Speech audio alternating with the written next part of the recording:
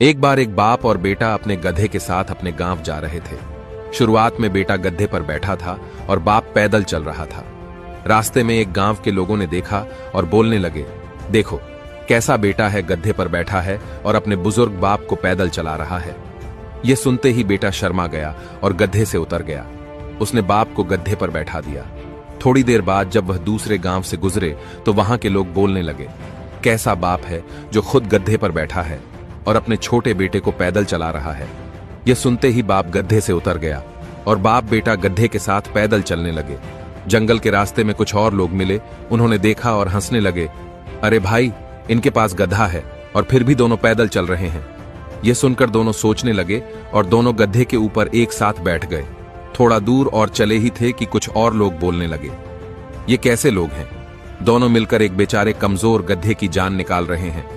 अब बाप बेटे का दिमाग घूम गया। उन्होंने समझ लिया कि अगर हम लोगों की सुनेंगे तो कभी अपनी मंजिल तक नहीं पहुंचेंगे। लोग तो हर हाल में कुछ ना कुछ बोलेंगे।